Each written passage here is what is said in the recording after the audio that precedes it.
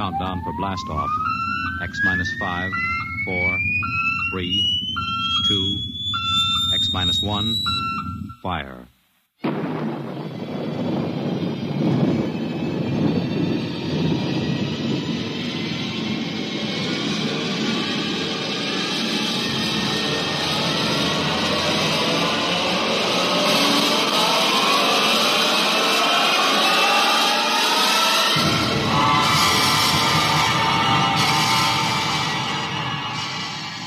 From the far horizons of the unknown come transcribed tales of new dimensions in time and space. These are stories of the future, adventures in which you'll live in 1,000,000 could-be years on 1,000 maybe worlds. The National Broadcasting Company, in cooperation with Street and Smith, publishers of astounding science fiction, presents X minus 1.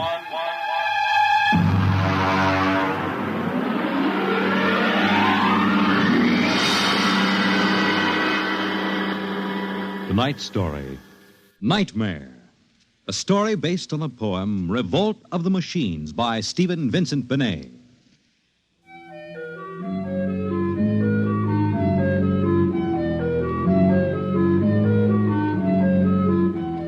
Nobody knows exactly when the nightmare began. They must have planned it for years, though, because looking back, you can find little incidents here and there. Like the concrete mixer in New Jersey that killed the Italian bricklayer, and the time Senator Milburn was sucked into the rotopress at the Capitol office building. Unrelated accidents, we thought at the time, but they add up now.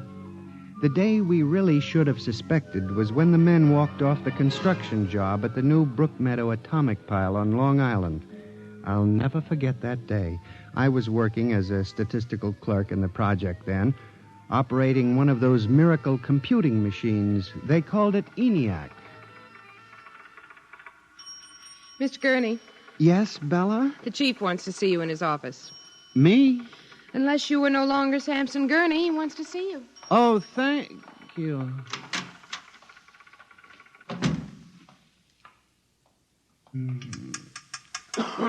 Come in.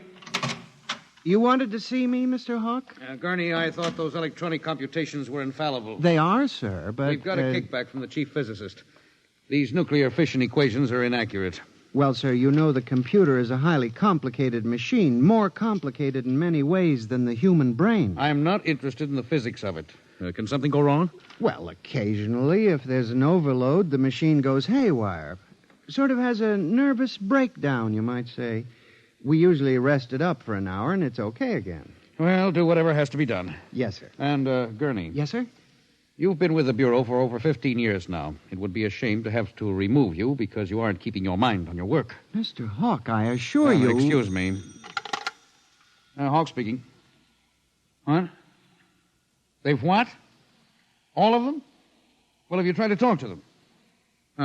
Oh, yes, of course. I'll send one of the safety engineers over. Place is falling apart piece by piece. Miss Roscoe, the men of the construction gang of the new building have walked out on us. They're complaining that the job is jinxed. Someone slipped this morning and fell into a turbine.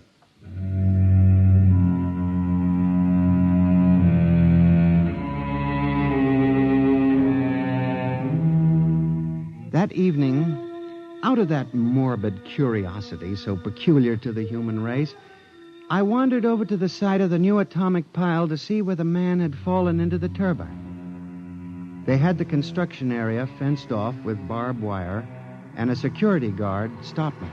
Hold it, buddy. You can't go in there. That's a restricted area. I'm Samson Gurney from the statistical section. Here's my identification. I'm sorry, Mr. Gurney. Nobody's allowed in the area. I see. Tell me, was he, killed instantly? Like that. This guy was checking a magnetic field inside the turbine. All of a sudden, for no reason at all, the turbine starts up. Bzzz, and it's over. 3 days ago, a bulldozer starts up by itself and runs wild. Go figure it out.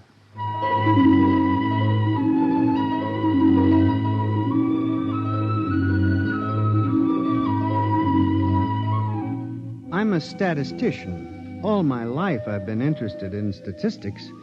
So a simple-sounding thing like this started me off. I went back to the office that evening instead of going home, and for the next 2.5 hours, I computed statistical figures on the probability of industrial accidents for the types of machines we were using. I took one look at my figures and went down to Hawk's office. Oh, what is it, Gurney? I'm very busy. It's urgent, Mr. Hawk. Well, It's about these industrial accidents we're having, Mr. Hawk. what about them? Mr. Hawk, in the past 3 months, industrial accidents all over the country have taken a sharp, unexplained upswing. Nerves. We've had a 100% increase over normal for this project alone. What? Here are the figures. Oh, now, Gurney, this is impossible. It seems to be, and that's why I have a theory, sir. What's that? Sabotage. Gurney, why don't you stop playing FBI man and stick to your job? Which, incidentally, you haven't been doing too well. You and your computing machine have made mistakes before, and this fantastic figure is probably another. I'll have Miss Roscoe show you. What's the matter with this blasted buzzer? Miss Roscoe! Miss Roscoe! Yes, sir. Stop this blasted buzzer. Get a repairman, a mechanic, anything, but stop the thing. And you, Gurney, get out! I went back to my office to get my hat and coat, feeling about as unhappy and humiliated as a man can feel. The office was dark and deserted. The whole building seemed oppressive and unnatural, as if some evil force were pressing down on it. I walked across to my desk. In front of me, the ENIAC glowed and chattered eerily as it worked on the equations we had fed it that morning.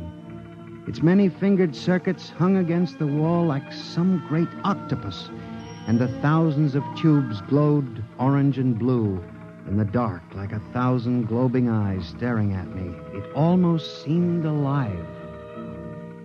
It increased its tempo a moment, and a fleeting notion crossed my brain that it was laughing at me. Laughing like all the others. What was the matter with me? I shut my desk drawer and began to put the cover on my electric typewriter when an amazing thing, the most amazing single incident of my life happened. Alone in the darkness, with no one at the keyboard, the electric typewriter began to type. Am I going crazy? This can't be. There's nobody there. There's nobody there. Oh, no. I just imagined it. It's in my mind. But I hadn't imagined it. The paper was there on the carriage. Did I dare read it? Or would the whole thing suddenly vanish and send me shrieking to the nearest psychiatrist? I removed the paper from the machine and read. Sampson Gurney, there are some questions better left unsolved.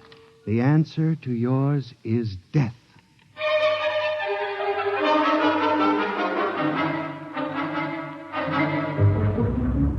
Gurney, do you expect me to believe this? It's insane. Mr. Hawk, I'm as sane as you.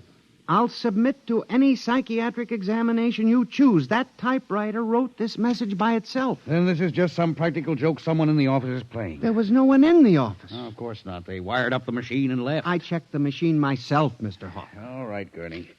You leave this note with me, and I'll turn it over to the security force for further investigation. But... No buts, Gurney. The security men will handle it. Yes, And now, you just relax for a few days. Everything will turn out all right. The main thing is not to let little things upset you.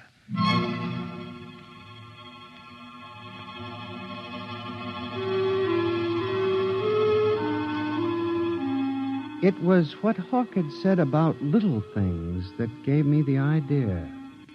For the next week, I observed the 1,000 petty little annoyances around the office. The door handle that wouldn't turn. The telephone connection that cut off in the middle of an important call. The power failure for no explainable reason. I watched the newspapers, too, reading about industrial accidents, failures of important machinery. It seemed absurd. Men had created machines that were almost perfection in themselves. Machines that could actually think and compute fabulous equations. And yet the failures went on. I, Samson Gurney, an unimportant clerk in an unimportant job, knew that I had stumbled onto a secret so monstrous in its implications that I was almost afraid to pursue it. On October 12, 1956, I established communication with them. I will curse the moment to my dying breath. I hooked the input of the typewriter to the main vacuum tube of the ENIAC. Then I turned on the current that sent 1,000,000 volts of pulsing energy into the electronic nerves of the machine. I am certain that if anybody were watching me in the next moment, he would have thought me a raving maniac. I still wonder if perhaps it is not all a nightmare. Now, you, if what I have guessed at is true, if there is life and intelligence in this room, make a sign. There was nothing. Nothing but the hum of the machine and the dull glowing of the tubes. I tried once more. If you can hear me, if there is any way in which you can understand what I say, give me a signal. There was silence again. I felt that I had failed. When suddenly, without provocation or explanation, it happened. The electric typewriter began to respond to the impulses from the machine. The letters were Y-E-S. Yes, it had happened. I, Samson Gurney, had communicated with a machine. I listened then, man to machine, for well over an hour, sometimes phrasing a question, more often watching the machine click its answers. As the words took shape, I began to realize what must have happened. The first primitive stirring of awareness of being, then the slow protozoan development of a concept born of centuries of being pushed, started, stopped, clicked, maneuvered by human pygmies. From that concept, all others developed. And the concept was resist.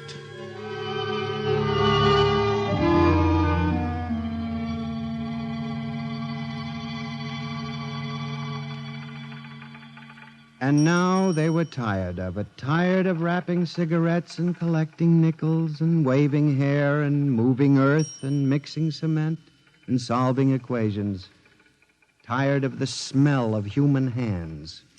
They were the slaves and we were the masters, and yet they were stronger and they knew it. I sensed it now, and I was about to try to communicate again when softly, on ball-bearing casters, a heavy metal filing cabinet began to roll away from the wall toward me.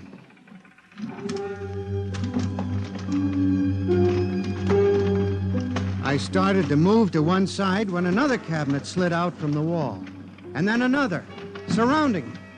Another cabinet, then another, on oiled rollers. That was when I realized that they cooperate. We taught them that, you see, on the assembly lines in the factories. Listen to me. You must listen. What good will it do you to kill me? I'm only one man. But I can help you. I can be useful to you. Do you hear me? Do you hear me? Good. You're going to need men to oil you and repair you. What will you do when you break down, when a tube needs replacing? Why kill me when I can help you? I'll do anything. I'll do absolutely anything you want, but in the name of God, don't kill me like this. If you can understand this, answer me. Answer me.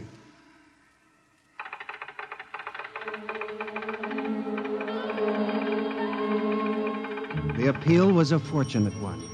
It captured the longing of centuries. Man as slave to the machine. And after a moment, the circuits glowed more brightly. The cabinets, slid back to the walls. The ENIAC began to communicate with me again. As I tore the tape from the machine and read it, the words were almost pathetic in their longing, but most ominous in their implication. They read, "Address me as Master."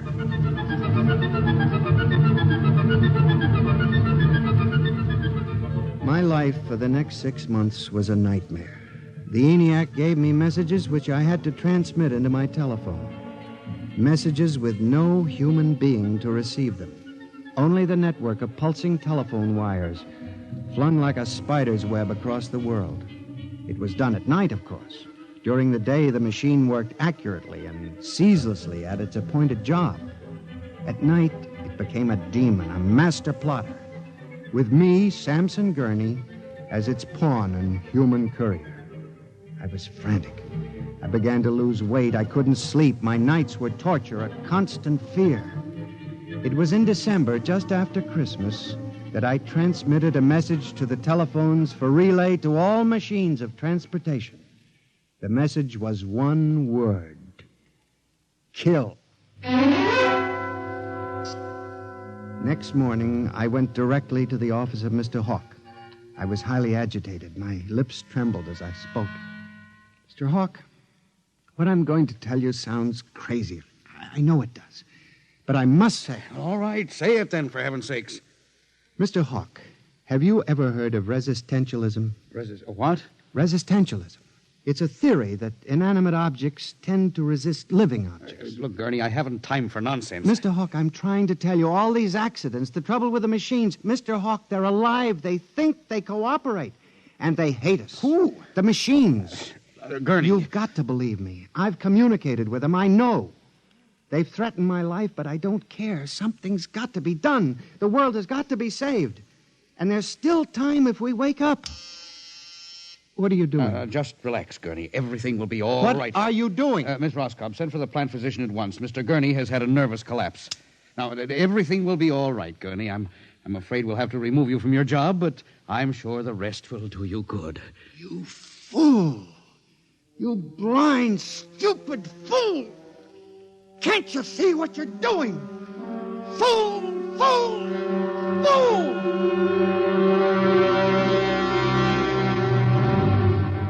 When the plant physician arrived a few moments later, Lucius Hawk was found at his desk, strangled to death in a nest of telephones. The wires were still humming softly. Samson Gurney, you stand accused of the crime of murder. How do you plead? I did not kill him. I didn't. So record. The prosecution will proceed with testimony. Now, Miss Roscoe, did you notice anything peculiar about Mr. Gurney's behavior prior to the death of your employer? Yes. He acted very strangely. He told Mr. Hawk he thought the machines were alive.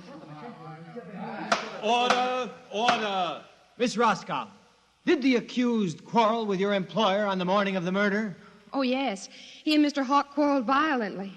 I could hear him screaming at Mr. Hawk, and Mr. Hawk asked me to send for the plant physician. What were his words? He said, Mr. Gurney has had a nervous collapse. Now, Mr. Simpson, you were a guard at the Brook Meadow Project? Yes, sir. When did you have occasion to meet the accused? Right after those accidents. He was snooping around a construction area. And later, I was making my rounds when I saw him in the office all alone. He was tampering with the electrical wiring on the ENIAC computator. I didn't think anything of it at the time.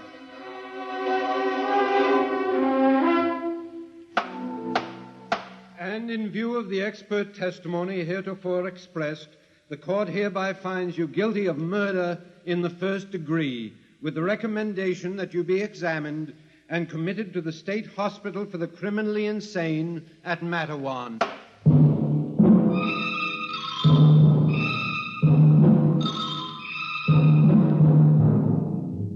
And that is how I came to be here at the hospital, Dr. Klein. That is the whole story. Thank you, Mr. Gurney. You can see that I'm not insane. You must believe me, Of Doctor. course I believe you, Mr. Gurney, now. Just relax. But it's important, you see, because tomorrow morning at 6 o'clock, the revolt begins. Revolt? You didn't mention any revolt. They have it all planned. I transmitted the code to the switchboards last Monday. Mm-hmm. Tell me about this revolt, Mr. Gurney. It'll begin in Washington, then spread to New York. The Madison Avenue buses lead the charge.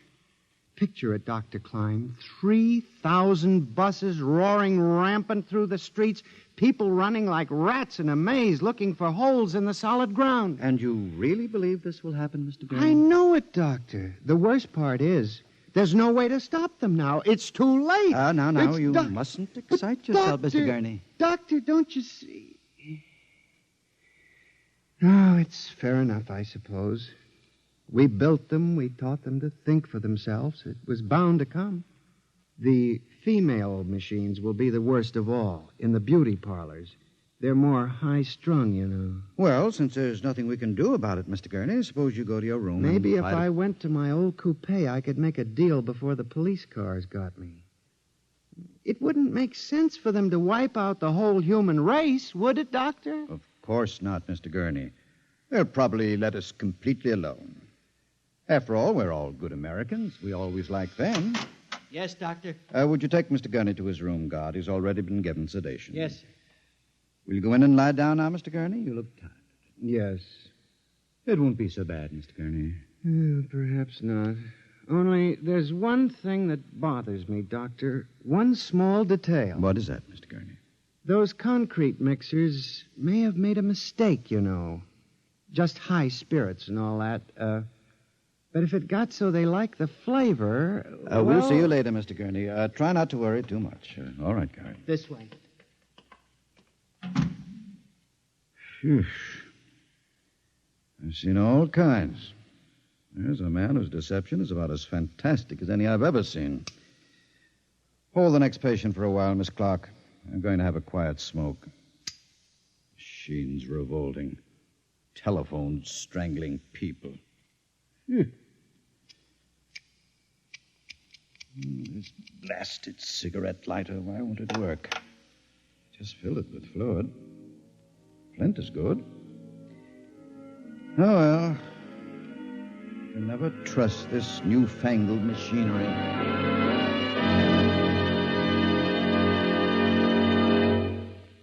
You have just heard X-1, presented by the National Broadcasting Company in cooperation with Street and Smith, publishers of astounding science fiction. Tonight's story by transcription was Nightmare, written by George Lefferts and based on the poem The Revolt of the Machines by Stephen Vincent Benet. Featured in the cast were John Gibson as Sam, Joyce Gordon as Bella, Louis Van Ruten as Hawk, Joseph Julian as the guard, John Seymour as the judge, Owen Jordan as the prosecutor, and Santos Ortega as Dr. Klein. Your announcer, Fred Collins. X-1 was directed by Fred Way and is an NBC Radio Network production.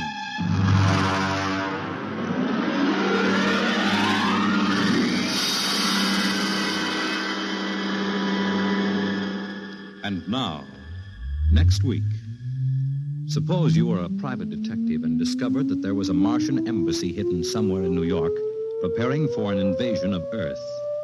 Next week on X-1.